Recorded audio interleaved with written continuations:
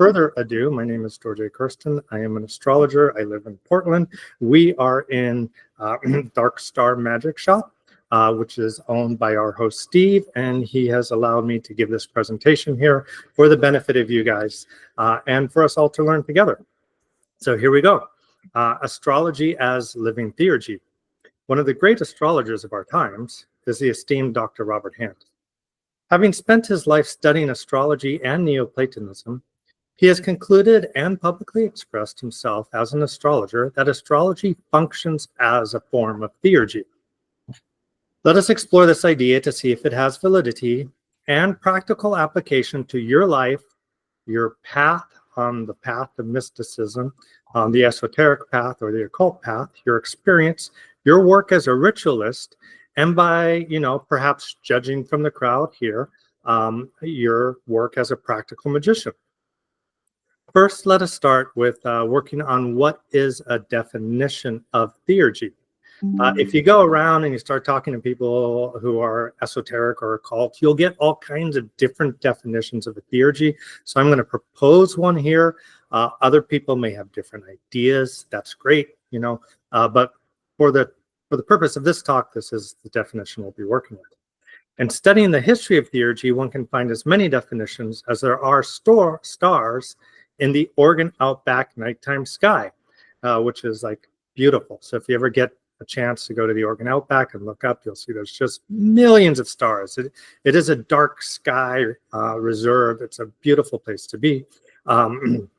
So with that many definitions, then one can ask, where does theurgy come from and who practices it? But for this lecture, I'm going to go with the following less than scholastic, but more, I'm going to say experiential exposition of what theurgy is. What is theurgy? The term originates from the Greek word theos, God, and ergon, work, meaning the work of the gods or divine working. Theurgy is a spiritual practice focused on achieving unity with the divine through ritualistic and ethical means. Rooted in ancient philosophies, particularly Neoplatonism, it emphasizes personal transformation and the soul's ascent into divinity.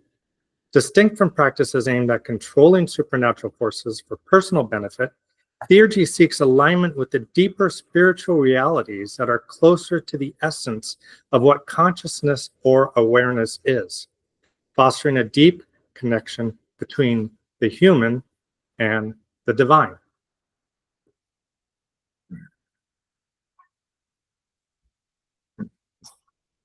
The purpose of theurgy is twofold. The first is spiritual elevation. The primary goal of theurgy is to achieve union with the divine or higher spiritual realms. As practitioners, we aim for personal transformation, enlightenment, and soul purification through the practice of theurgy. What does this mean on a practical level? It means that we gain qualities of what the Buddhists might refer to as enlightenment, or perhaps what the Western mystics or Christians would refer to as saintliness. We become undisturbed by mental or emotional upheavals, and instead experiences occur as meditations for our contemplation. Our entire existence becomes contemplative and one of observation. Our intentions emanate out from us, and then our experiences are absorbed back into us as an experience of emanation and reabsorption of energies. A subsequent purpose of theurgy is to seek assistance from gods or divine forces to bring about change in the material world. This can be done on an individual or a cultural level and occur due to our alignment with deity, rather than, say, beseeching deity to act for us. The practice of theurgy has existed since the very beginning of civilization, when primitive healers, visionaries, and I might use the word shaman here, would embody the deity forces of nature to effect good for the tribe or society or individuals. It is through the Neoplatonists that the concept gets carved out into its distinct idea. The Neoplatonist Iamblichus, in his work on the mysteries of the Egyptians, Chaldeans, and Assyrians, advocated theurgy as a means to bridge the gap between the human and the divine. He also pointed out the necessity of theurgy to maintain the divine harmony between gods and men. While prominent in Neoplatonism, theurgical practices can be traced back to earlier Egyptian and Chaldean traditions, stretching back into Sumeria. However, these practices were performed for the kingdom and the king, not for ordinary individuals. They would be done to ensure the proper outcome for wars, good harvests, regular flow of rivers, harmony of the seasons, and to avert sickness, bad omens, anything that a bad omen might imply, like earthquakes, and unfortunate events that might strike the king, such as illness or assassination or death. The country, such as being invaded by another force and then your armies losing to that other force, or to other people in general.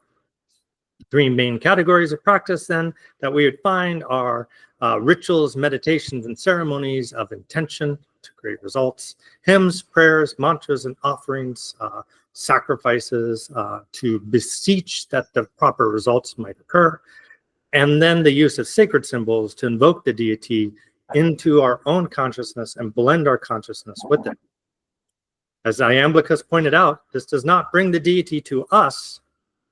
Rather, the methods of theurgy help bring us into the experience of the deity. And this is a key point we will come back to again and again.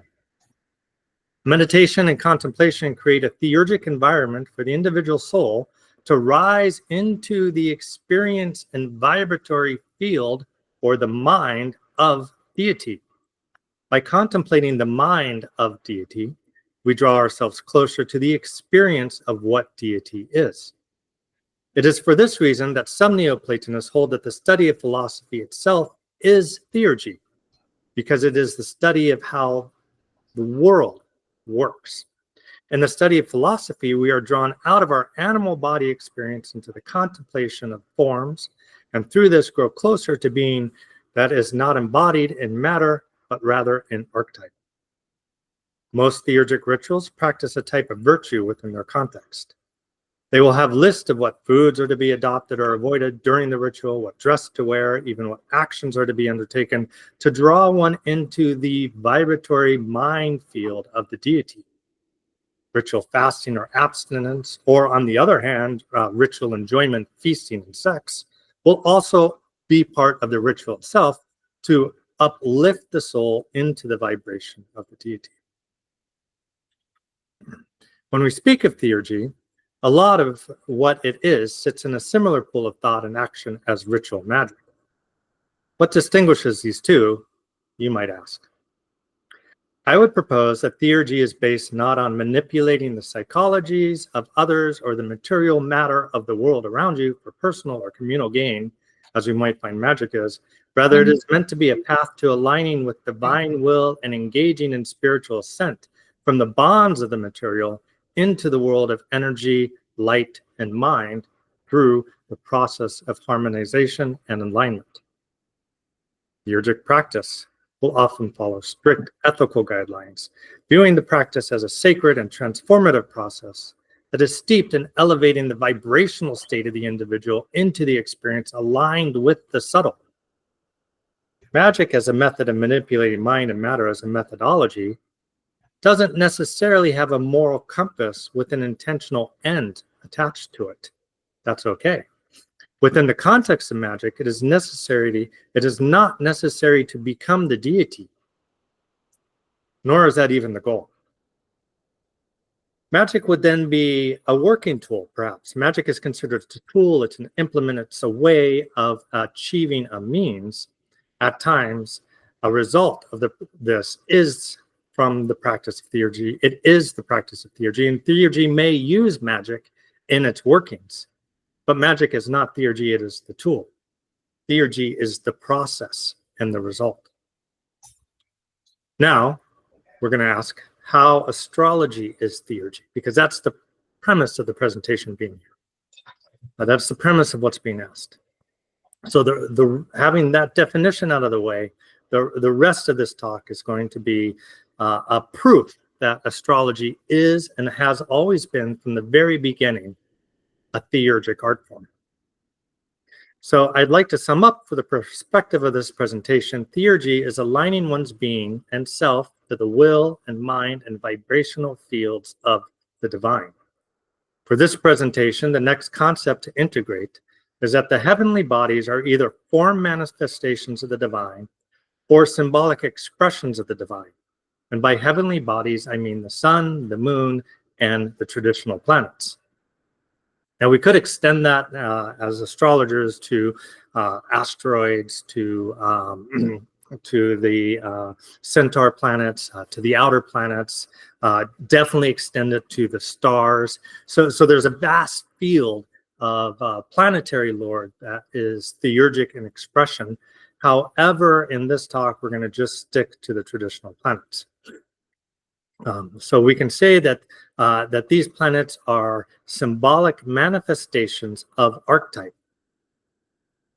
I had the pleasure of listening to Rob Hann speaking at NORWAC in 2017. There he suggested that astrology is a form of communication from the nous, from the mind of the one, to our realm.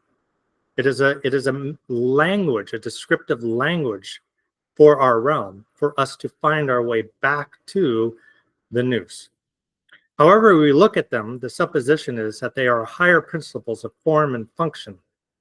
The wandering stars, the planets, are higher principles of form and function than we are. They are embodied than we are as embodied individual souls, and are thus governors of our experience, if not as causes, at the very least as symbolic expressions of the going-ons of our personal and societal experiences, regulators of our shared karma as well as our individual karma.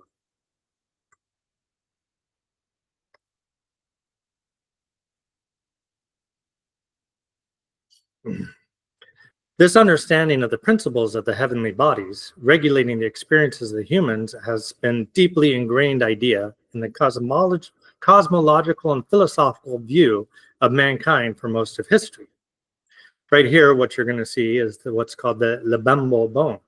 It's from roughly 42,000 years ago. And if you look at it closely, it has 29 distinct markings on it. Now, what do those 29 notches represent?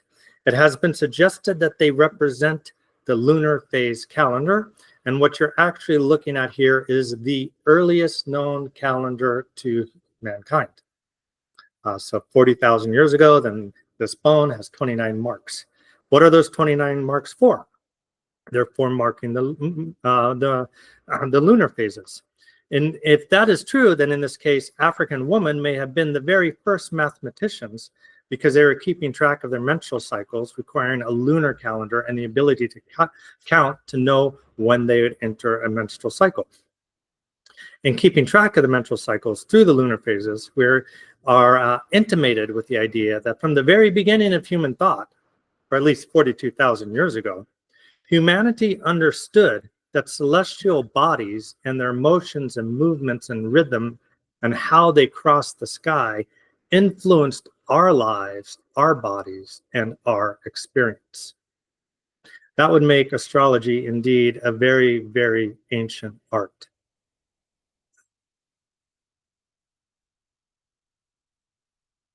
Far more recently than the Lebembo bone, starting just 5,000 years ago, or actually 7,000 years ago, is the earliest phases of Sumerian astrology started being formed. And this was a cultural response to maintaining an agrarian society. As an agricultural society, the Sumerians relied on the regularity of celestial bodies to predict seasonal changes, essential for agriculture. This would be coming to understand when the river would flood and when it wouldn't, when to plant the seeds and when not to, when to harvest, when to sow, when to harvest. They observed the sun, the moon, the stars, and the planets to develop calendars that guided planting and harvesting cycles. While doing so, the Sumerians established one of the first lunar calendars, dividing the year into months based upon the moon cycles. This calendar was crucial for timing religious festivals as well as agricultural festivals. The religious festivals that arose came from a recognition and an honoring of the celestial bodies as mythic beings with the power to influence floods, famines, wars, frost, snow, fertility, droughts, and all that was out of an individual's hands. All that was in the hands of the gods.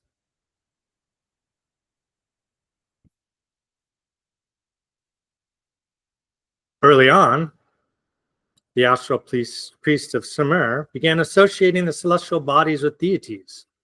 For example, the sun was linked to the god Utu, who ruled over justice and morality, also ruled over seeing things clearly as they are. And I think we can understand that as during the day, you can see things clearly. The moon was associated with the god Nana, or sin, cattle, and wisdom. Now, it's interesting to me that we as humans still call our grandmothers Nana.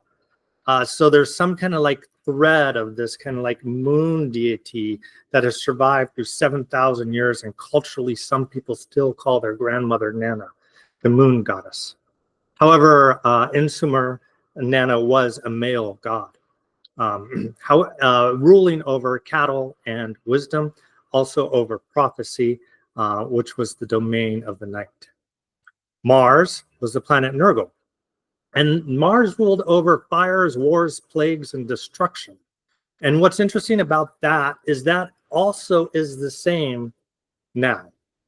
So over 7,000 years of modern man studying and exploring and engaging with and coming to understand what Mars is and observing what happens to them when Mars is doing a particular transit. Right now, Mars is retrograde in Leo. When it went retrograde in Leo, then, a beautiful Italian man, Luigi, went and shot a CEO. Leo rules the king.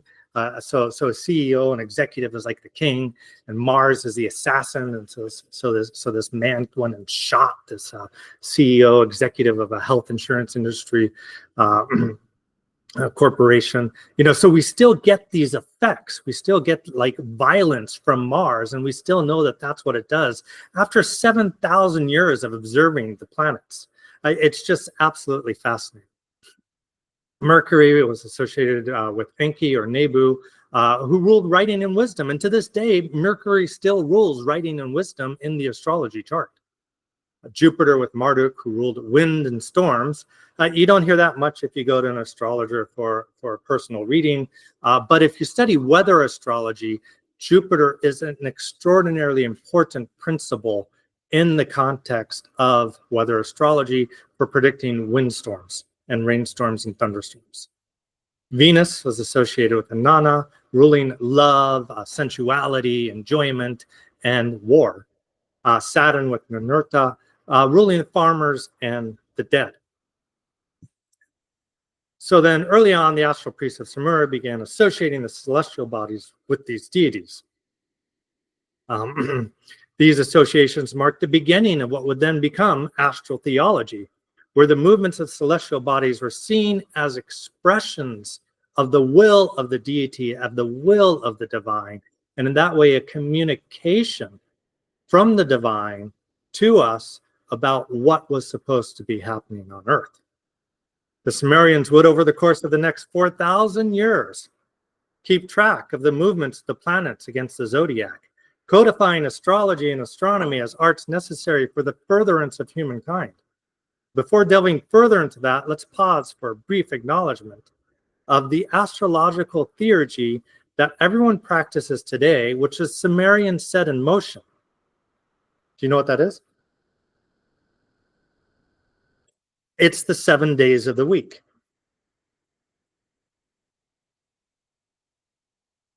The 7 days of the week originated from the calendar of the Babylonians, which in turn is based on the Sumerian calendar dated from the 21st century BC, 4,000 years ago.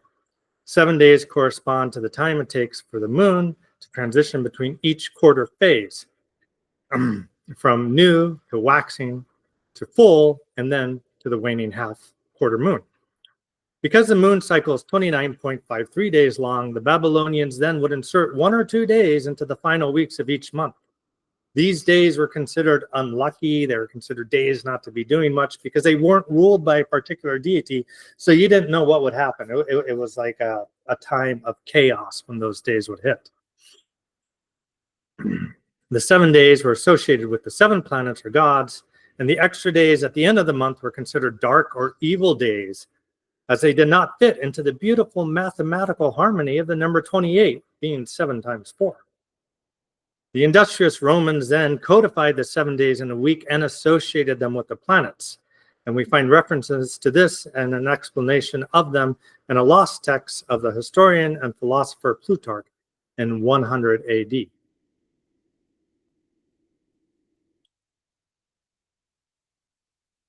Vettius Valens, the sublime master, who wrote the secrets of astrology down for us of future generations, came along after Plutarch and informed us that the reason for the days of the week being associated with specific planets. This was likely set in the conscious minds of civilization far earlier and revealed in the writing by Valens and by perhaps Plutarch, even though we've lost his text. In the simplest terms, the days of the week come from the first planetary hour at dawn and the cycle of planetary hours. Before the day was set, with the rising of the sun, the planetary hours started with our cycle at dusk. The planetary hours themselves followed the Chaldean order, which is based on the speed of the planet as perceived from the Earth. The association of the 7 days with a specific order comes from the breakdown of the Chaldean order into the planetary hours. Sunday, then, was the day of the sun, the center of the solar system, the light of the Earth. And to this day, it is a day of faith, energizing ourselves, gaining clarity for the upcoming week. The hours of the sun themselves are to be used for wealth generation, invigorating ourselves, and divining. Now, an interesting thing that you can do from a theurgic perspective is that when you have the proper hour show up, then you can engage in the activity for that hour and gain the energy and the blessings of that planetary field for that activity. If you want to experiment with this, I recommend that you download the app Time Passages for your iPhone or Android. It will give you the hour and the day on your lock screen. So then it's just like really visible there, and you can play around with some of these principles that are going to be, that we'll go over here.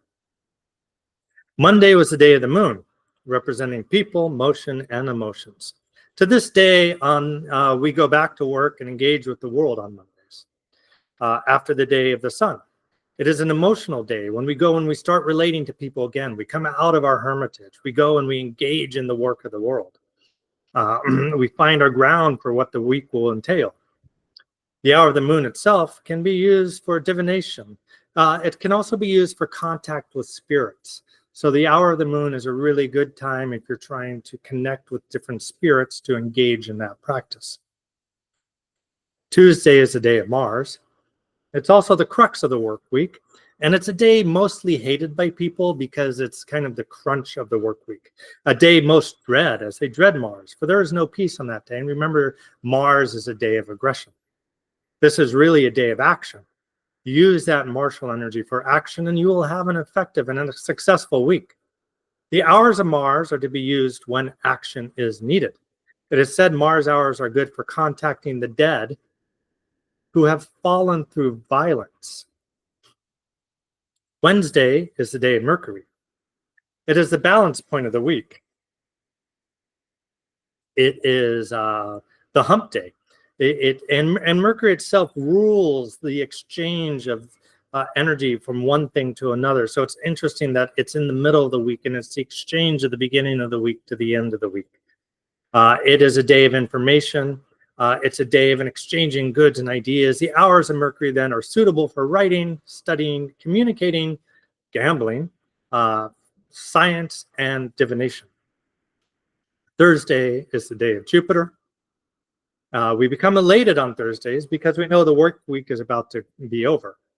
It is a day of accomplishment. We feel the accomplishment of the week, and we begin to relax our minds by the evening into the experience of the greater benefic Jupiter. The day opens up into Jupiterian themes of hope and possibility, hope for the weekend. Who are we going to see? Who are we going to experience? Who are we going to interact with? The hours of Jupiter are to be used for generating wealth, engaging in practices that create wealth, friendship, generation of hope, and for vitality. Friday is the day of Venus, or Inanna. Here we celebrate beauty and love, as well as the journey into the underworld through intoxicants. All of these things have been ruled by Inanna since the very beginning of Sumeria. This day is associated with beauty, dance, art, music, and relaxation. Of course, it's Friday, and Friday, people go out, they go drinking, they go to bars, they frolic with each other, they hook up with each other, they have sex, they get drunk through intoxications. Inanna also ruled poisons, and alcohol is indeed a poison. And Friday is the night when most people go out to drink. Also, when you drink, you get in fights, and Inanna also ruled war. So people will get into fist fights. So they will get intensely aggressive with each other in a very Venusian way. The hours of Inanna or of Venus are to be used for crafting poisons, crafting alcohol, as well as love, enjoyment, travel, and creative playfulness. Saturday, the last day of the week, is the day of Saturn, a day of rest. Saturn indicates the end of things. And if you look on your calendar, it is the last day of the week. It is the day of rest. And for most of us, we might sleep in on that day, attend to matters of our own spirit, exist in solitude in the morning before we get up for the day. The hours are said to be good for contacting the dead, but it is also a time for meditation, work, and, if you must, sowing division. All of these hours are more potent for engaging in the world with intention if the moon is in aspect to the ruler of the hour when that hour is occurring. So if you want to use these hours for any kind of intentional conscious workings, then if you can get the moon to be aligned with the planet by conjunction, if you're working with Mars or Saturn, opposition or square, if you're working with Venus or Jupiter, sextile or trine, then you're going to have a more effective experience of manifesting through aligning with that planetary energy. In astrology as theurgy, we would consciously engage in the planetary energy of these days, not necessarily to accomplish an activity with intention. We would align ourselves with the power of the planet ruling the day and hour to harmonize with the intention of that planet and the archetype it embodies. And we do this naturally. Like you go out on Friday night and you're going to see people just naturally celebrating the experience of Venus. You don't have to consciously make it happen. You can just go with the experience and you're already in the flow of the planetary days. And if you start tracking the hours, what you'll notice is that also you'll have experiences arise associated with those planets during the hours. And that becomes a very kind of interesting quality of understanding how the vibrations of the planet affect the conscious minds of humans. We are naturally doing this anyways. It's a key to understanding how to work with astrology is coming to terms with the more we align ourselves with the particular energy of a day, hour, planetary period, or transit, the less exhausted we will be because we're naturally going with the flow. And thus we will be more harmonious with what our soul wants from us, as well as what the world soul is calling for us to do. More on that later. First, let us explore the development of astrology and astrological theurgy further through history. Let us wander back to early Sumer and to how they are developing their understanding of man's place in the universe. There we go. So Sumeria kept records of how the motion of the planets affected life on Earth. In Sumer, during the early dynastic periods around 2900 BC, a priestly class was formed in order to interpret the omens and will of gods and prescribe the proper rituals to be engaged in and harmonize with the gods' intentions. The priestly astrologers would climb upon the ziggurats and record the planetary movements in the sky, becoming an intermediary between gods and man, and then they'd come down and record their findings. They began recording how certain events happened during certain astrological occurrences into clay tablets. I don't mean that they would just like, come down and say something. They'd like flippantly tweet something off or read the Mountain Astrologer or read their little journal and write something down to decide that like if Venus was conjunct the moon, then it was an excellent time to be seductive with a big glass of red wine. What they did actually is they spent thousands of years recording astrological events on clay tablets. The most famous of which we have discovered so far is the Enuma Anu Enlil. Its contents consist of 70 cuneiform tablets comprising 7,000 different celestial omens. These omens on tablets 1 through 22 contained lunar omens relating to lunar eclipses and signs. They were not just about the planets, they were about what was going on with the planet, as well as what kinds of storms would be arising, where thunder would strike, if an earthquake would happen, what kind of signs would be occurring in the weather, and what kinds of signs would be occurring in other natural phenomena, along with the planets, having indications of different experiences that would arise for the people or the king because of that. Tablets 23 through 29 contain solar omens. And what's really interesting about that is, if you think about it, is when we contemplate astrology these days, we have this experience where everything is oriented towards the sun. But they spent 22 tablets talking about the moon. They were more concerned with the motions of the moon than the sun, the eclipses of the moon than the eclipses of the sun.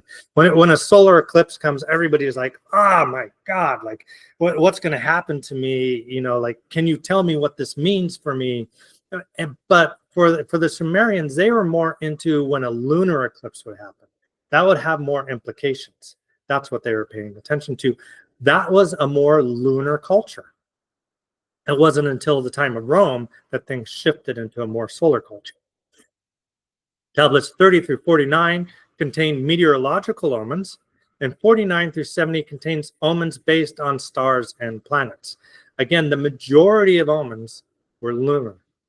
As Akkadian and Babylonian culture continued to develop, rituals were created based on these astrological observations to influence the will of the gods through religious ceremonies and festivals. The timing was crucial, with certain rituals performed only when specific celestial omens would be met. Thus, the principle of astrological theurgy becomes embedded into the fabric of civilization. If you do the right rituals at the right time, civilization is harmonious. If you don't, then civilization is no longer harmonious. These ideas are further developed in Egyptian theology and Greek theology.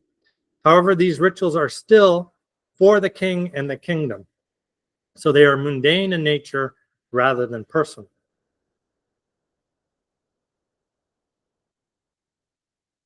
Simultaneously, while the Sumerians were developing and recording astral events and practicing ritual magic to ensure the kingdom's good, the Egyptians were doing the same thing, but they were approaching it from a different way, a way that has now, for the most part, been lost, but is currently being rediscovered and reintegrated into astrology.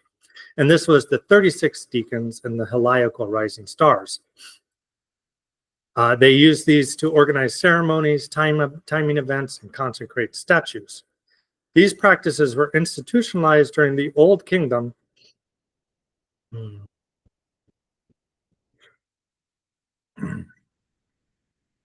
from 26,000 BC to 21,000 BC and lasted until 30 BC. Astronomy and astrology became a core part of the purpose of the Egyptian priests within their temples and complexes. Priests were trained in astronomical lore to align temples with celestial events, ensuring harmony between the earthly and divine realms. Even the pyramids themselves were aligned apparently with star formations, creating a harmony between heaven and earth. The precise orientation of pyramids and other monuments suggested the involvement of skilled astronomer priests in their construction.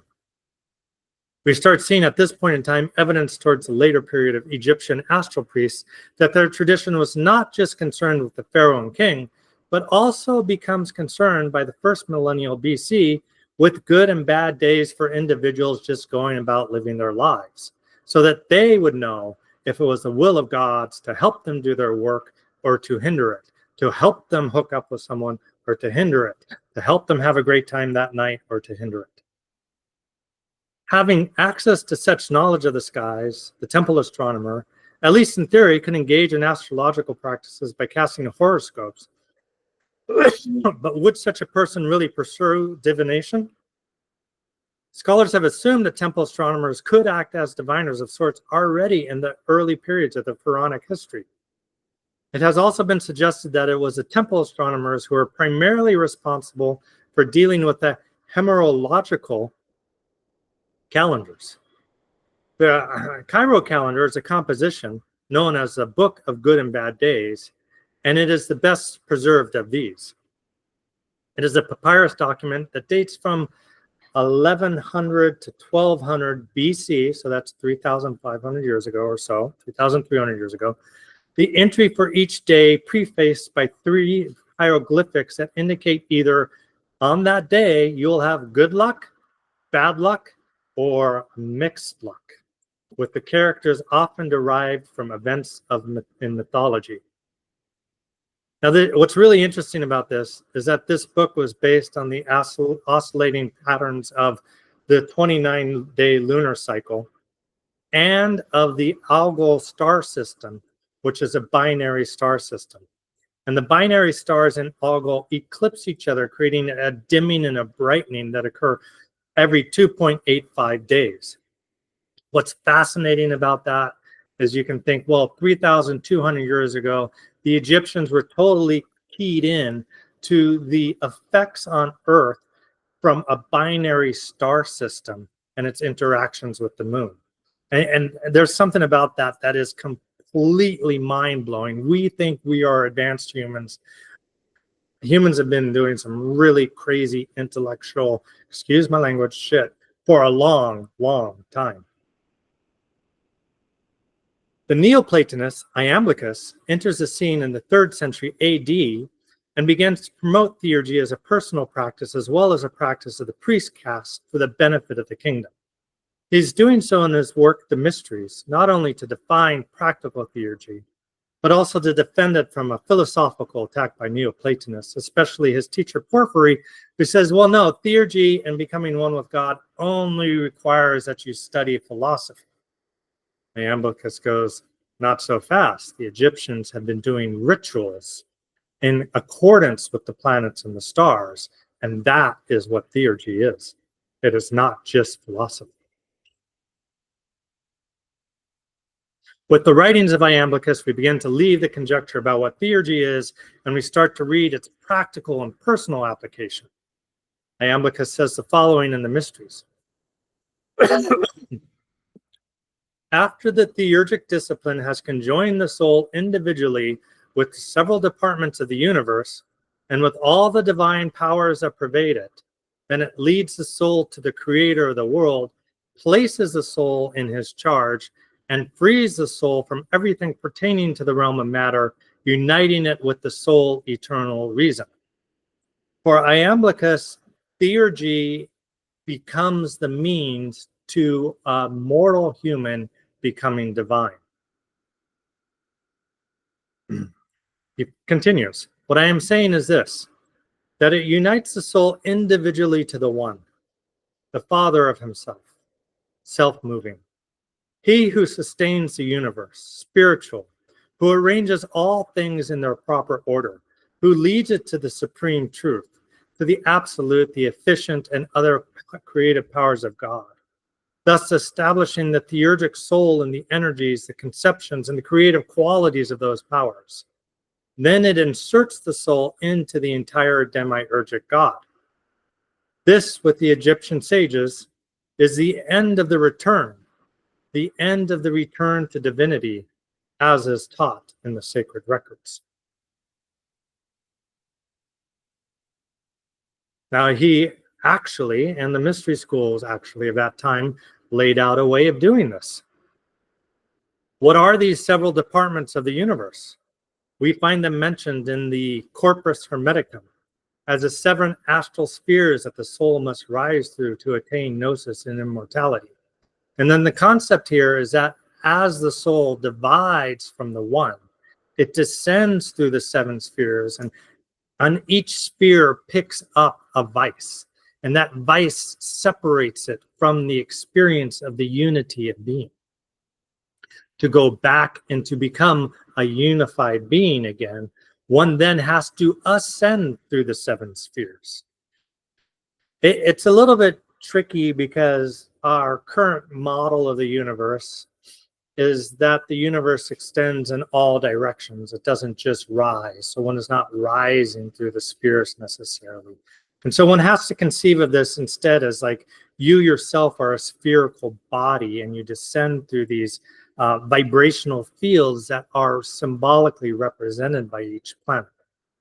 And then you descend back out of them again as you engage, perhaps in your practice of virtue, if you so choose to.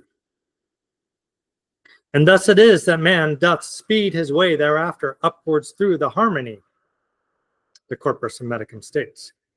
The moon, through the first zone, he gives the energy of growth and waning.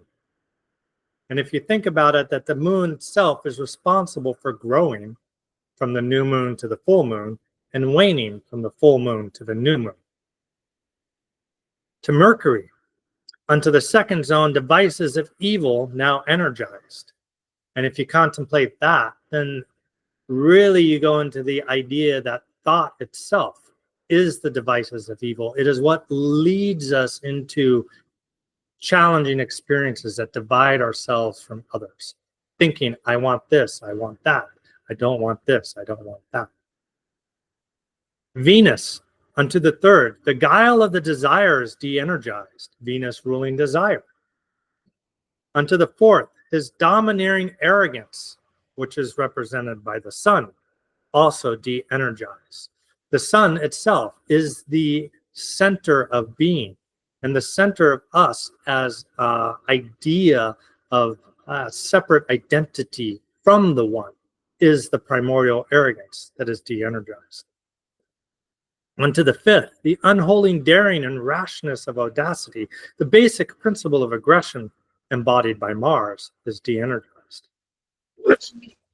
Unto the sixth, striving for wealth by evil means, deprived of its aggrandizement, and that is the wealth of Jupiter, the expansion of what we want and need, represented by Jupiter. And to the seventh zone then, the ensnaring falsehood, de-energized. And this is Saturn. From the time of Greek astrology on, Saturn has been associated with deception. And so then it is the ensnaring of falsehood that is de-energized. Through astrological theurgic work, then, as we observe the motion of the planets through our own personal chart, through the days and through the weeks, through the moon interacting with the planets, then we begin to observe how we respond in these ways to those energies in our daily life and with our psyche. Through astrotheurgic work, we are given a personal path then to salvation of our own soul through relating in a proper way to the archetype of the planets. This is the appearance, or perhaps the writing down of the ideas of ancient mystery schools, the process of astrological theurgy for personal salvation in the arc of history. As the soul separates from the good or the one to participate in being, and moves through the nous or intellect, then descends into matter through the planetary spheres, sheathing it through these vices into incarnation. The planetary spheres are higher principles at work in our own individual experiences. By aligning with them, we then conjoin the soul individually with the several departments of the universe and with all the divine powers that pervade it. Then it leads the soul to the creation of the world, to the creator of the world, places it in his charge, and frees it of everything pertaining to the realm of matter, uniting it with the sole eternal reason. The question for us now, then, is how is astrology an active part of this theurgic practice? That question is answered in a really healthy way by the master Matteo Ficino, who is a Catholic priest and a Neoplatonic philosopher, who very cleverly revitalized and explained practical astrological theurgy.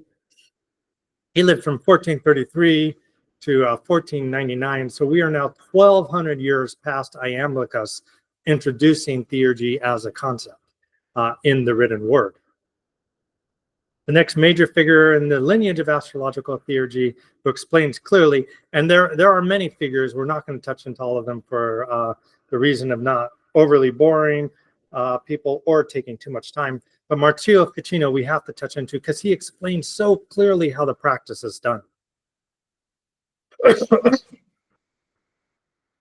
Marzio Ficino's 3 Books of Life serves as a significant guide to astrological theurgy by entwining Neoplatonic philosophy with practical methods for engaging celestial influences to enhance both physical and spiritual well-being. Ficino articulates the universe operates through a harmonious hierarchy where all levels of existence are interconnected via sympathies and correspondences. In this worldview, celestial bodies emit spiritual rays, emanations, and vibrations, which affect the human soul and body, impacting the health, emotions, and intellect of individual humans.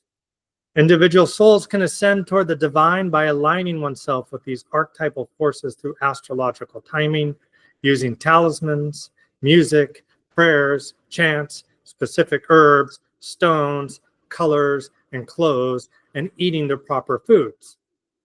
This alignment facilitates a deeper connection between the human soul and the cosmos, allowing for personal transformation and spiritual elevation. Ficino adapts the concept of theurgy from Neoplatonists like Iamblichus. He emphasizes that rituals intended to invoke divine presence are essential for spiritual growth.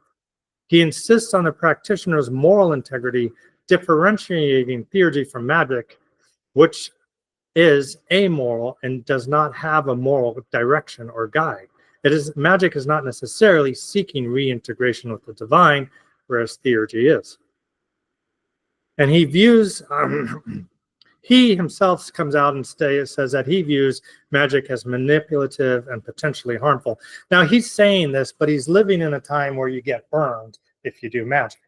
So what he's actually doing, and you can read his book, and he's talking about these different clients, is he's making them all kinds of like little things and doing all kinds of like wear this, and then you'll live, 50 or 20 years longer than you would otherwise. He's doing all kinds of magic, but he's saying in his writings, no, forget magic. That's not what this is part of. And again, that's because he wanted to live. He didn't want to get burned by the church.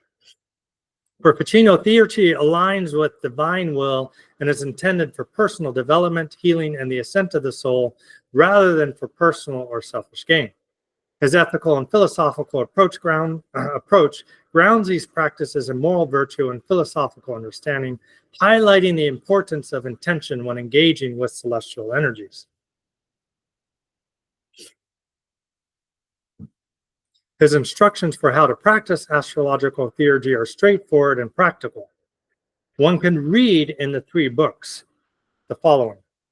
If you want your body and spirit to receive power from some member of the cosmos, say from the sun, seek the things which above all are most solar among metals and gems, still more among plants and more among animals, especially human beings. For surely things which are more similar to you confer more of it. These must both be brought to bear externally and so far as possible taken internally, especially in the day and the hour of the sun, and while the sun is dominant in a theme of the heavens. Solar things are all those gems and flowers which are called heliotrope because they turn towards the sun. Likewise, gold. Ornaments of golden color, amber, balsam, yellow honey. The swan, the lion, and the scarab beetle, and the crocodile are things of the sun. And people who are blonde, curly-haired, prone to baldness, and magnanimous are things of the sun. The above-mentioned things can be adapted partly to foods, ointments, and fumigations, to usages and habits.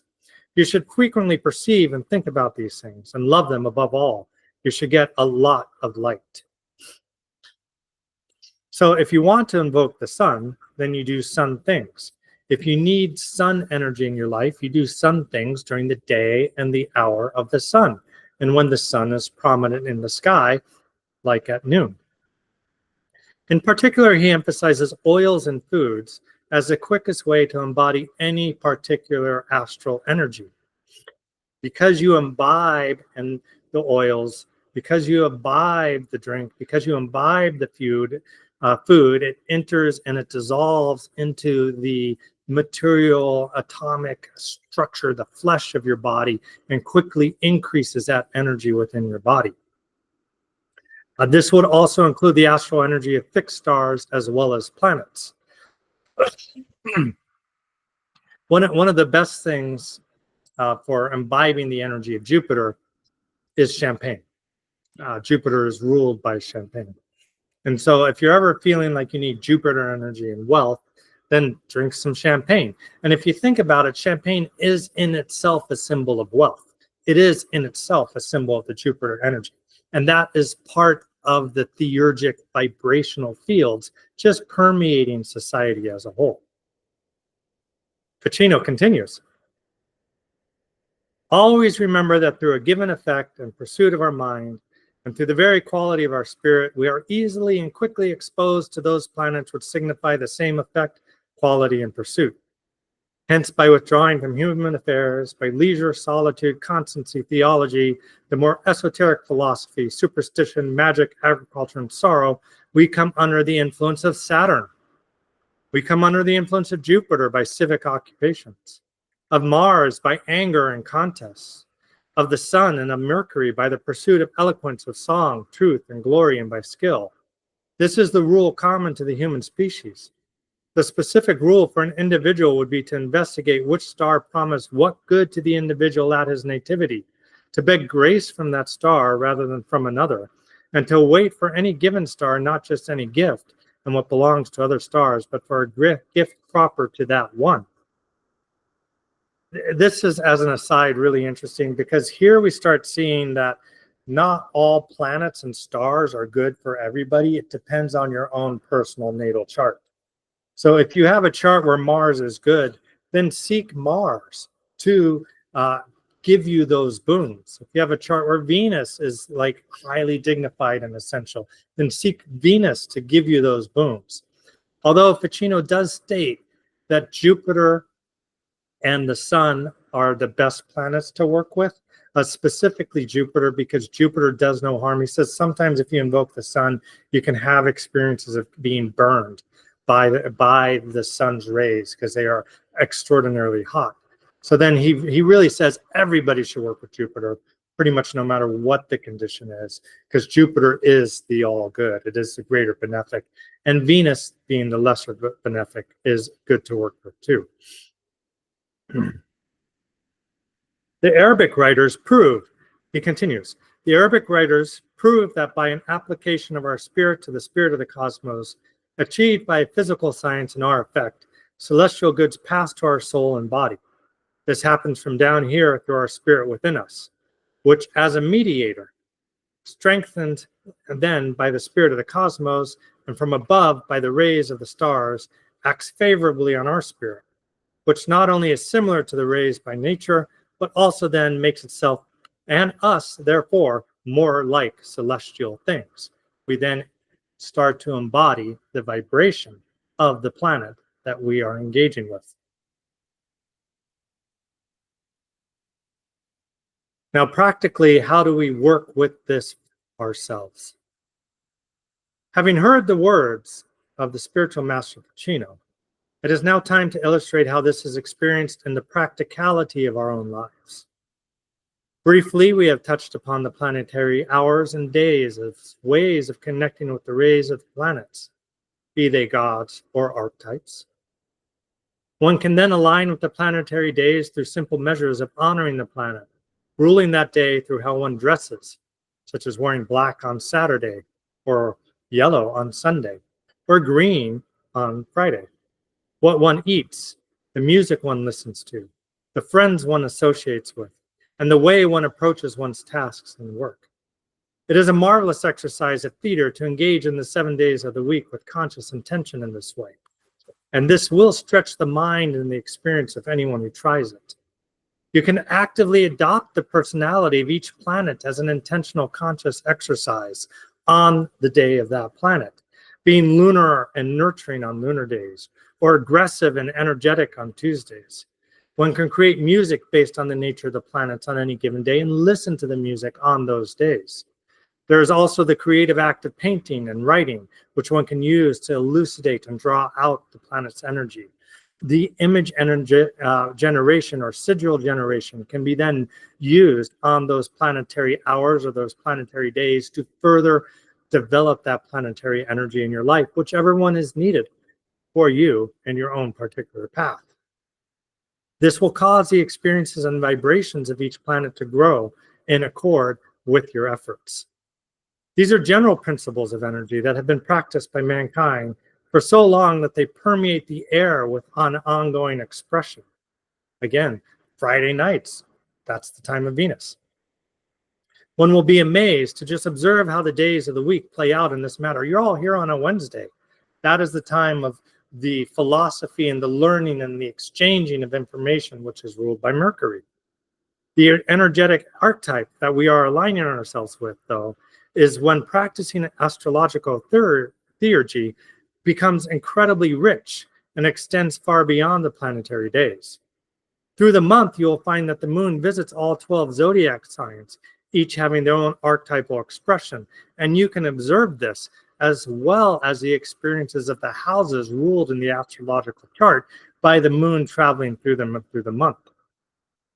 You can also observe how as the moon touches different planets in your own astrological chart, you experience the energies of those planets directly, and simultaneously, as the planets interact with each other for the entirety of the world, you can observe those energies directly. One should note, these are with a sense of caution though, that if in your own chart or life you have a particularly difficult placement of any given planet, and then how to determine that becomes a matter of studying the astrology chart or talking to an astrologer, and may take a little bit of work to grow comfortable with the energy of that planet. When you first start approaching that, you could experience discomfort or different types of conflict in your own reality based on that planet's energy as you begin to harmonize with that planet. Astromage Christopher Warnock, for a long, he's really big in the art of how to make planetary talismans and work with astral magic. And when I first kind of like started reading his works and did a little bit of his course, then what I noticed is he was very much encouraging people, if they had like a difficult planet, like Mars was difficult in their chart, not to use a Mars talisman. But now the general consensus after the last 20, 30 years of playing with this form of magic is that you can approach using a Mars talisman if you have a difficult Mars. You just have to be very willing to go through the initiatory process that it takes to harmonize with those energies. So that can be difficult. And you can purify your own energetic vibrations or karma with that planet through engaging with it, but do so with a cautious approach if you wish to. This can be particularly true, as I said, with intentionally created talismans.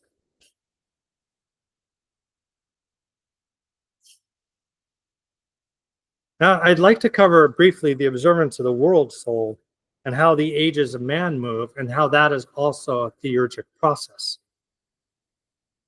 The practice of observing these in relation to your own horoscope sets one on a path of self-discovery that is actually a devotional act of theurgy. The truth, though, is that you don't need to do any intentional work. You're already living through these vibrational experiences as you have astrological transits and as you move through your day. No intentional work needs to be done. We just need to observe the world around us unfolding. The world soul expresses itself through the transits in the sky, experiencing moments of tensions when hard aspects are occurring between the malefics, and moments of ease when soft aspects are occurring between the benefic planets. The malefic planets in general are considered to be Mars, Saturn, Neptune, and Pluto because their temperaments and natures, they create difficult experiences that must be overcome through effort. Mars creates the experience of separation through cutting, Saturn creates the experience of separation through walling off and through degenerating. Neptune creates depression oftentimes in the experience of transits, or delusion or illusion. And then Pluto creates a deep transformation. And the problem with that is most of us like who we are and what we're doing in the world around us. So then when we are thrust into the experience of deep transformation, it's an uncomfortable experience. The benefic planets are Venus, Jupiter, and Uranus. Saying that Uranus is a benefic might be a little bit kind of like controversial. Venus is because it gives us pleasure in life. Jupiter is because it gives us pleasure of mind. Uranus, I believe, I take as a benefic because it gives us thrill and excitement. So we can handle whatever kind of transformation or change Uranus is going to thrust on us, because it is a thrilling time when Uranus is changing and transforming us.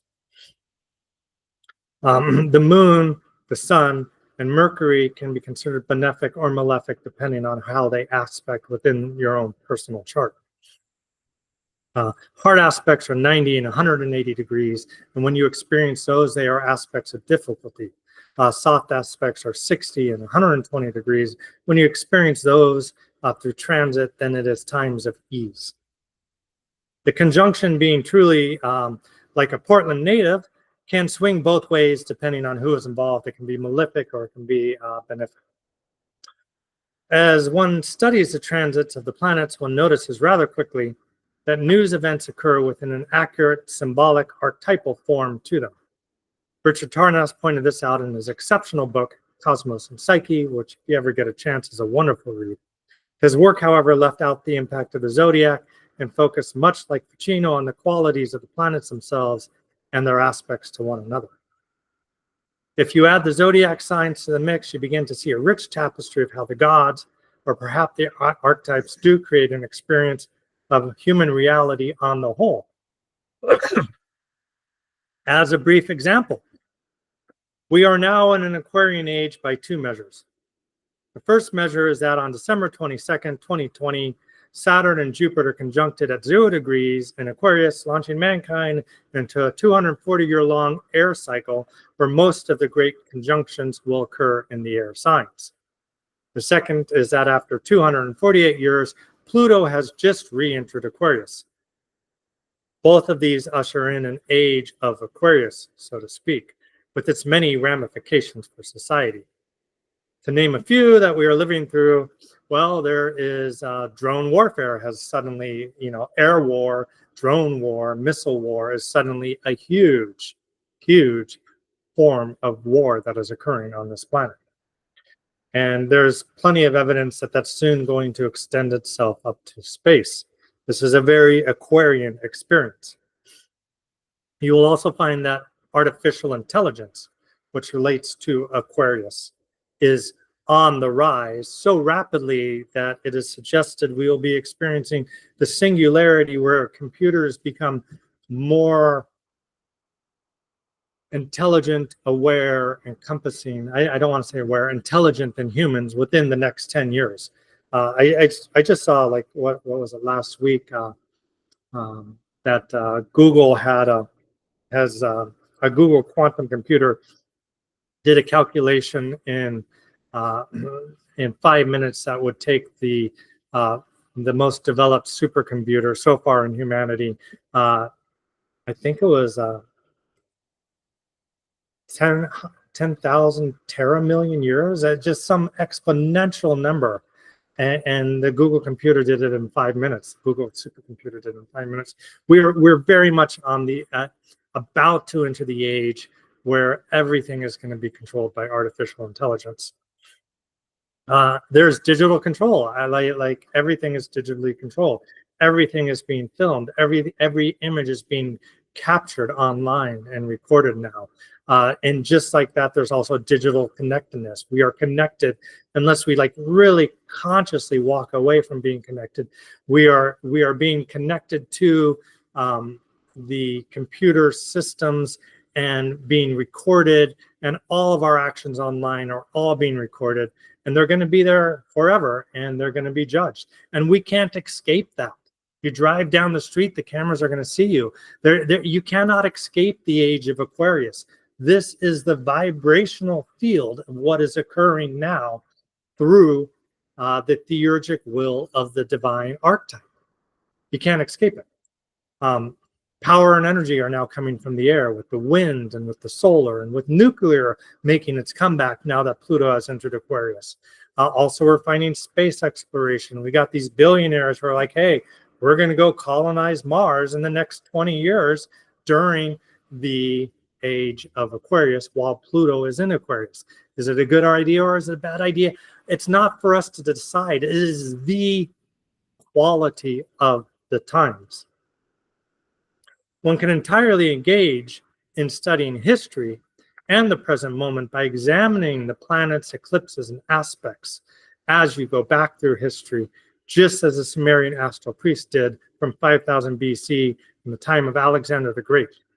Any reasonable examination will result in an understanding that humanity is an expression of the astrological archetypes.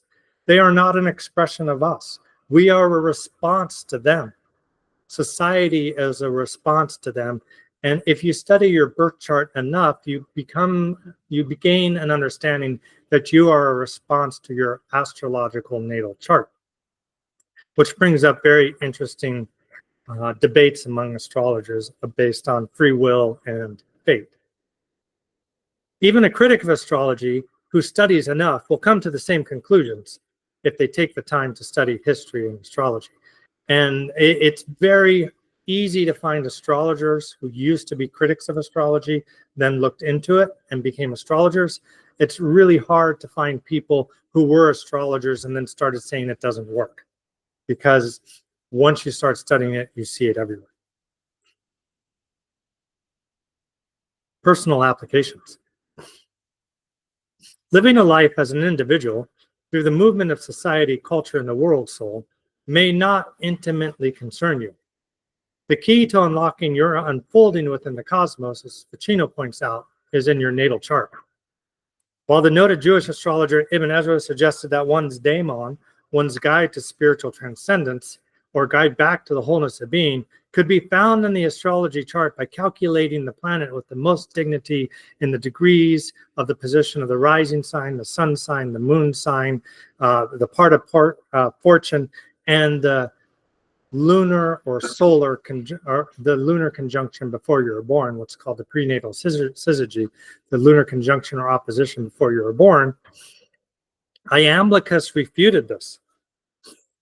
Iamblichus said there is no single point that indicates the daemon in the natal horoscope.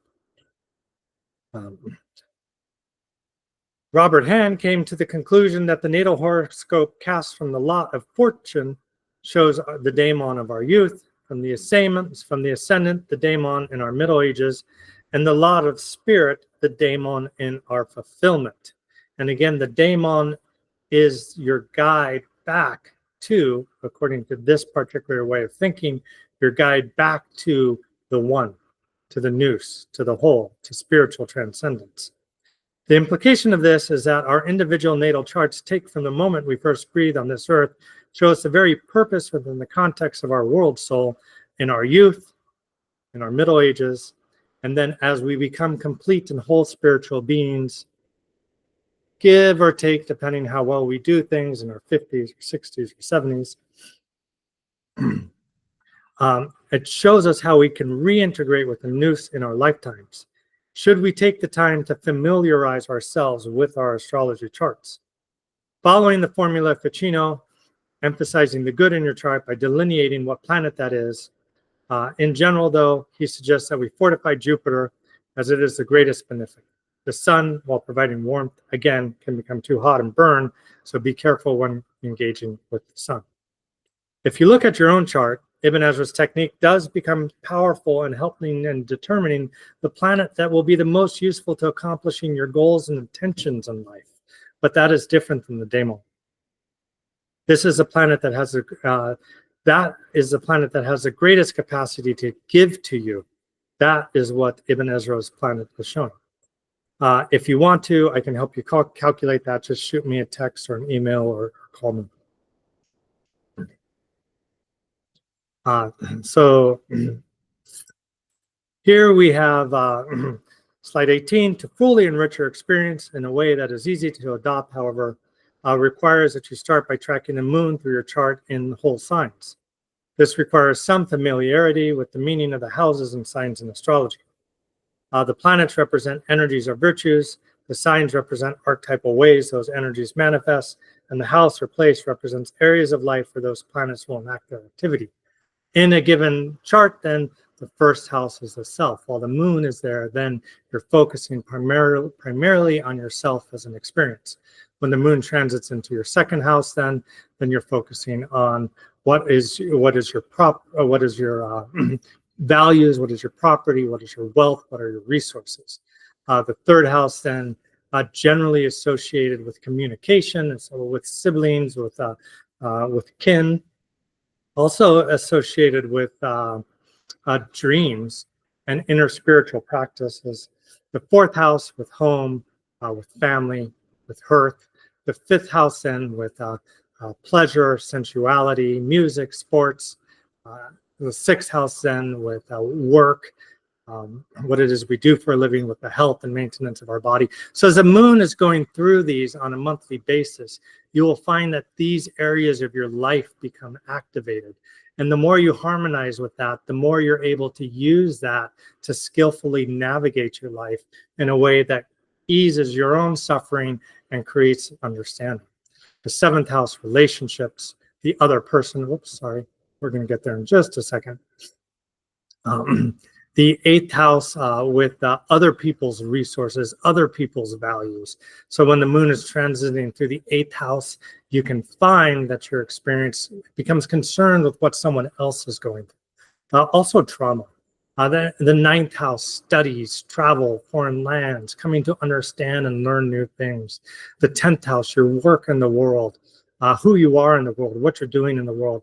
If you're trying to make something go viral socially, and maybe some of you are, maybe some of you aren't, always make that leap when the moon is in the 10th house. You will be surprised at the results when the moon is in your 10th house. The 11th house, friendship, again, like going out, enjoying yourself. And then the 12th house is a time of spiritual retreat. This is also a time of depression. It can be a time of depression. I tend to isolate myself when when the moon's in the 12th house, because I become very sensitive to other people's energy, which is a natural 12th house phenomenon. So that's just a quick summary. The ascendant will fall in the first house. When the moon is in the sign, you'll pour forth your identity as an experience, and so forth. This practice, if you decide to engage in it and you journal it, will reveal many interesting qualities concerning your flow of your soul and your consciousness through the month. It can be applied to the year also by focusing on it not from the position of the moon, but from the position of the sun. Not only is it easier to accomplish the task given by the houses and the signs in your natal chart as the luminaries travel through them, but you'll also notice it as if the world forces the matter on you during those times, and you have to deal with those parts of your psyche and those parts of the world. The reason for this is that what you identify as a self is actually a blending of the vibration of stellar influences that you happen to be the focal point of, as indicated in your birth chart. To go deeper, you would need to analyze the natal chart for indications on how to unravel the knot of your own disconnection and fulfill your purpose within the work of the world soul. When you look at the natal chart, realize that each planet is then going to have positive expressions of your soul and spirit and negative expressions. Now, here is David Bowie's chart for us to do a quick walkthrough. Now, what we find up here is we find that with his chart, he has Jupiter in Scorpio, and Jupiter in Scorpio in the 10th house. And so then this Jupiter in Scorpio means that he was meant to be, we'll come back to that. Jupiter in Scorpio indicates that he was meant to be a transformative figure of hope for all of the world, because it's up there in the 10th house on the stake. And what is he expressing? He's expressing the sun and Mars and Mercury. Through his voice, he is expressing his own deep inner emotional and psychological truths to the world through his voice and creativity. The sun, creativity; Mars, expression, activity, bold, forthright, going forth; and Mercury, his voice. Mercury ruling the fifth house having to do with music. In the fifth house is Uranus, being a revolutionary. The fifth house also being Gemini, being a non-binary or a flexible, revolutionary, creative voice that moves into the world and expresses itself into the world. And then what does he face? He faces an opposition to himself, his Aquarian self, his forward-thinking, idiosyncratic, revolutionary self. He faces an opposition to that from authority figures that do not want to change. But his chart is one that is filled with the identity of someone who changes, and to sing that song and to be the voice of those changes for a generation. That was his work in the world. And so then this is his chart based upon the ascendant. But what is his chart based upon the part to the daemon, the lot to the daemon? We get an entirely different chart then. We get a chart that is deeply spiritual in value. And in the later part of his life, he embodied a deep spiritual esoteric value indicated by the moon conjunct Saturn.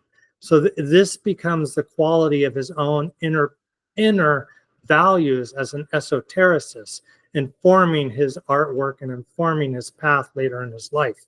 Of course, when he dies in this magnificent, incredible way of leaving a final album that is a testimony to his own spiritual path called Dark Star. And fantastically, it's an encompassment and an engagement with a vast amount of occult ideas that is still being studied to this day and very rich in information. And he expresses that through Jupiter and Scorpio, the transformation, the alchemical transformation of his soul. And then he gives that and he throws that out into the world at the moment of his death, which is indicated by Mercury and Mars and the Sun. So then this is his lot of his daemon, his lot of spirit, expressing its complete and final culmination within the album of the Dark Star. And it's strangely enough, then a new star was discovered like shortly after his death.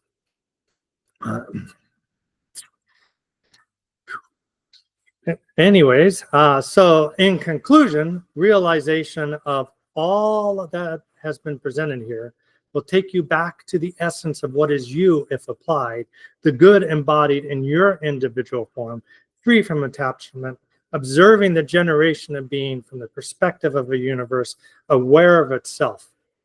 And that indeed is the goal of Theurgy. Having said all of that, I'm open for questions.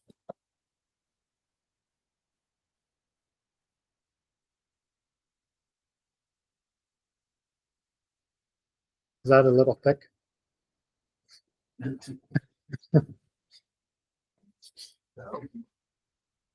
I want to think of a good one about Dave Bowie, but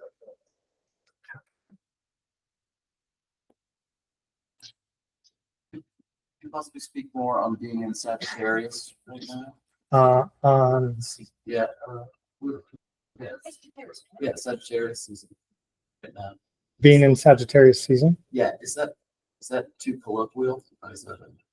So the question is, can we speak more on these being in the Sagittarius season? Absolutely, the sun is in Sagittarius right now. So it's interesting because I gave this talk before at a Masonic lodge, Masonic Hall, and now I'm giving it again. Mercury is retrograde in Sagittarius. Sagittarius is philosophy, it is magic, it is the transformation of the soul through expansive ideas. And here we are having this talk right now, revisiting the history of astrology and theurgy while Mercury is retrograde, which is a revisiting of ideas. And we're doing all of this while the sun is in Sagittarius and Mercury is retrograde in Sagittarius, which I was thinking about that driving in. I find that really beautiful and transcendent. When the sun is in Sagittarius, it's commonly, Sagittarius is about expanding boundaries, it's about joy, it's about mirth. What do we get? We get Thanksgiving, we get these holidays that are joyous. Everybody's putting up Christmas lights. Everybody is like trying to be in a festive mood. And interestingly enough, that's happening in the southern and the northern hemisphere. It's not just about like whether it's dark out. It's also about like this is a time where the world soul wants to be festive.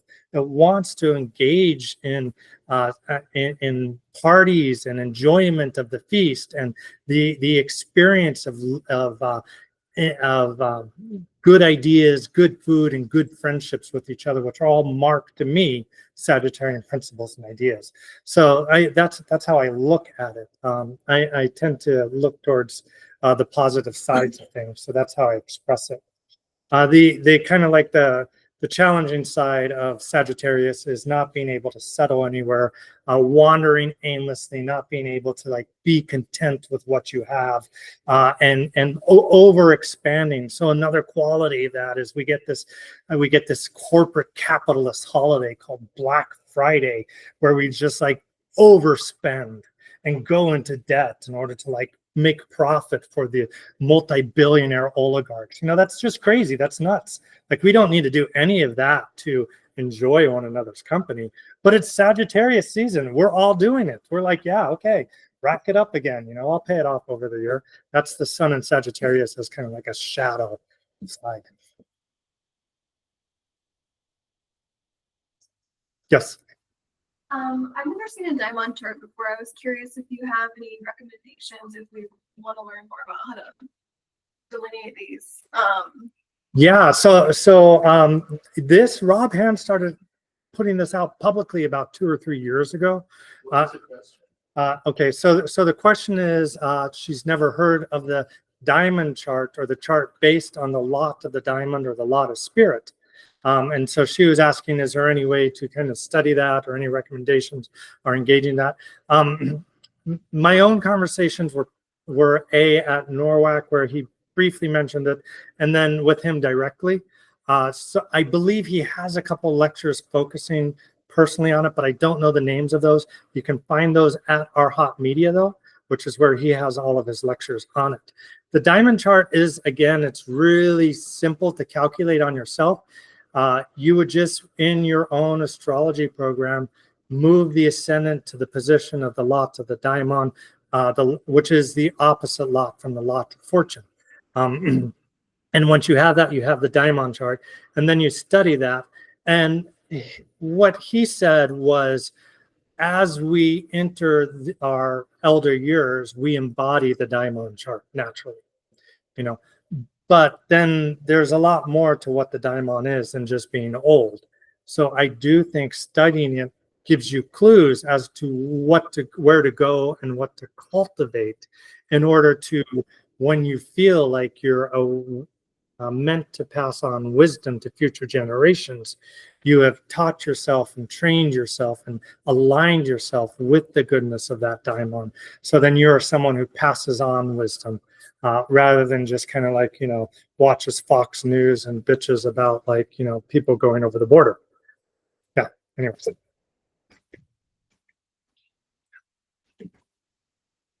We do have someone online who has a question, but I'm waiting for them to type it into the chat. Okay.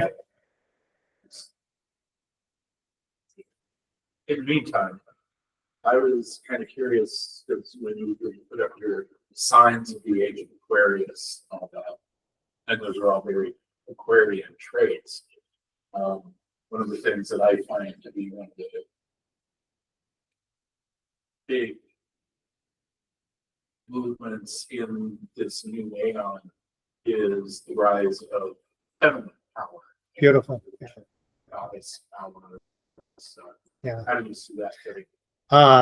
So Aquarius is a masculine sign, but the symbol for Aquarius is either the female water bearer or a neuter water bearer. And I think like there are ways of working with the chart where you get Aquarius as being a neutral or gender fluid sign. And I think we're really seeing a lot of that too. You know, that there is this quality of Aquarius that is feminine as well as masculine as well as neutral. The question was during the new aeon, the rise of the feminine is occurring, and how do I relate to that? So then another part of that, I think, which is even a little bit, which I key into a little bit more myself personally, is that Pisces is a commonality-based faith experience, and that's what we've had over the last 2,000 years, because Jupiter rules faith. So Pisces is Jupiter, which rules Pisces, is in traditional astrology, is a commonality faith-based experience. Aquarius is ruled by Saturn. Saturn was feminine through most of astrological history. Saturn was a feminine planet. It's only in the last 300, 400, 500 years, maybe since Rome, that it became a masculinized planet. So there is that feminine basis ruling Aquarius. But the other part of that is that Aquarius is spiritual knowledge for the self and the individual, and spiritual transcendence of the individual rather than spiritual transcendence of the masses through the faith-based teacher. So Aquarius, Pisces is going to bring you spiritual growth, transcendence, and liberation through faith in some dude who got hung up on a cross. Aquarius is going to give it to you through your own personal magical workings. And I think that is really kind of key to what the new aeon is. A little bit of an aside from that, like when I say the age of Aquarius, I say that loosely. There's so much debate about when the age of Aquarius is, when the age of Aquarius will begin, when it will end. We just have these markers now with the air trigon that occurred when Jupiter and Saturn conjuncted each other in 2020, and with Pluto entering Aquarius that stacks and tells a story. But the age of Aquarius might not begin for another 150 or 200 years when the progression of the ecliptic causes the ascendant to rise on the first day of spring in the sign of Aquarius rather than Pisces. And whether we're in that or not is kind of a debated subject, because this distance between the stars of the last star of Pisces and the first star of Aquarius is some 100, 200 year gap. And so we're kind of like on the threshold of the two rather than specifically in a certain one. Yeah. There is another question. Did you say that the chart is calculated by putting the part of fortune opposite the ascendant? No. So then I spoke briefly about 3 different charts. One is a chart based on the part of fortune being the ascendant. The other is the chart being based on the ascendant, which is your middle years. The part of fortune being what you're born into, what you're given by your parents, by your family, by the situation that you experience. The ascendant being what you make for yourself and how you act in the world. And then the part of the daemon is calculated, and that becomes the chart for the daemon chart, taking the ascendant as the daemon. So you'll see here in this in this chart, then the daemon falls at 16 degrees Cancer. And then when I make the daemon chart, then I move the ascendant to 16 degrees Cancer. And that rotation shows you the daemon chart. Now, I get this confused in my mind, so you'll have to forgive me for my fuzziness if I get it wrong. But the ascendant is or the part of fortune is the distance from the moon to the sun taken from the ascendant. And then what's opposite is the part of the daemon is the distance from the sun to the moon taken from the ascendant. And those are reversed in nighttime charts. But that's what I meant by it's the opposite. The part of the daemon is the opposite of the part of fortune. hopefully that answers the question. Again, the question, if I didn't say it, was, did I say that the part of the daemon chart is taken from the opposite of the part of the fortune? And hopefully that explained the nuance there. Yes, that answers. Cool. Any other questions? Anything having to do with astrology at all? For the newest newbies, Mhm. I'm saying, some steps. So, what is your favorite introductory book to astrology and to I think for the newest newbies, my favorite introductory book to astrology in general is an evolutionary astrologer named Stephen Forrest. And he's not going to get into any of this kind of like really trippy stuff, but he's going to give you a very good foundation on what the planets, the signs, and the houses are.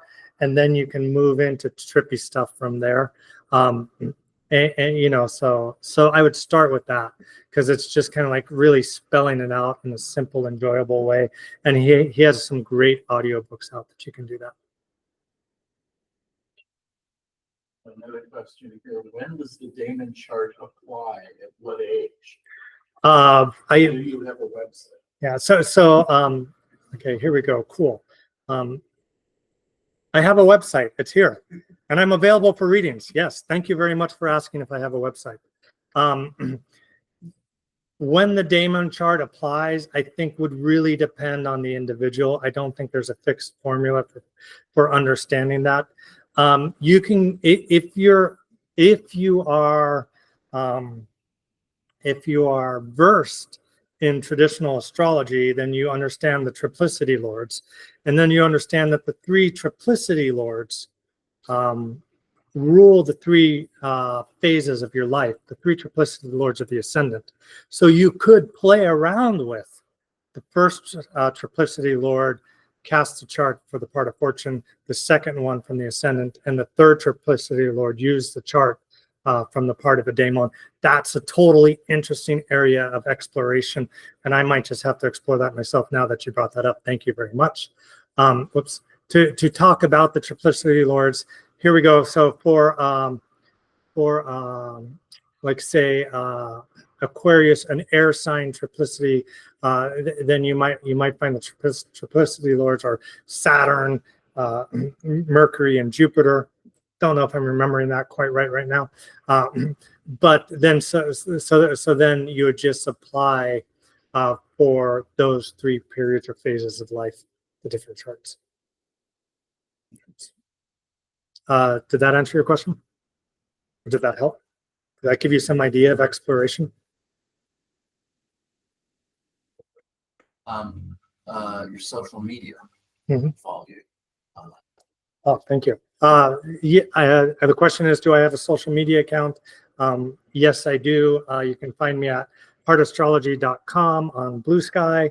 You can find me at Dorje Padma on Twitter.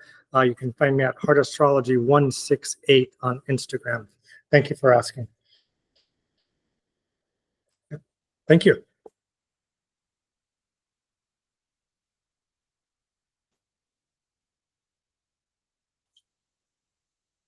So we plan to do this parts of the time of birth.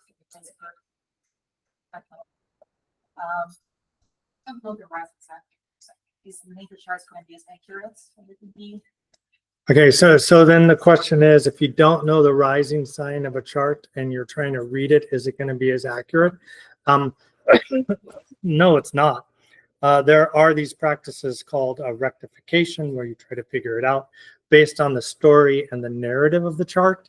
I have had some really good success with that personally, but you can never actually guarantee that that is the time of birth. What you end up doing is saying, like, this is a story that fits the person's life. And if it continues to fit their life, then you use it, you know. Also, watching the moon move through the 12 signs and noticing your experiences can help you rectify your chart in general yourself. Like I said, when the moon's going through the 12th house, I've noticed I get depressed. I noticed a lot of people do. You know, when I have these conversations, they're like, oh yeah, when the moon's in that sign, I get a little bit down. That's part of what the 12th house does. And then you can respond by drinking a lot, like doing some things to alleviate your mood. There's all kinds of things, especially if you live in an organ, you can eat an edible, and then you're kind of like also doing a 12th house thing, and you're no longer depressed, you know.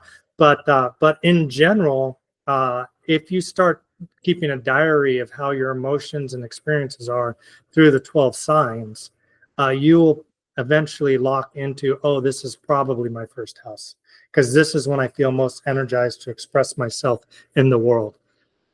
Again, if I didn't say it beforehand, the question was, if you don't have the exact time of birth, how do you work with your chart? Yeah.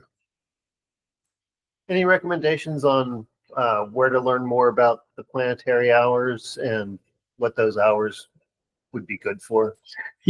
So learning more recommendations on learning the planetary hours and what they're good for, I would go to Christopher Warnock's site. I would go to, well, I did go to Christopher Warnock's site. I did go to Wikipedia, typed in planetary hours. You can find those. It gives really beautiful explanations. And also they are mentioned in the Key of Solomon. It's mentioned there. It is mentioned in Ficino's work. It's also, which one? The Picatrix. Yes. Yeah. Yeah. And then you can go also to the writings of Al-Kindi, which may be the source writings where they first really get defined well. The writings of Al-Kindi. So all of those areas. But I highly recommend that you, if you don't have it, you download an app and then you start paying attention, and you're going to learn more in that way than you might, you know, from anything else. Okay. So the time passages. The time passages, yes, yeah, absolutely. Yeah, there's also an app called Planetary Hours. I've had success, and I know a number of people who've had success going to casinos during Jupiter and Venus hours when the moon was aligned correctly to their chart. So there's all kinds of fun things you can do with that. That's not necessarily theurgic, but is profitable.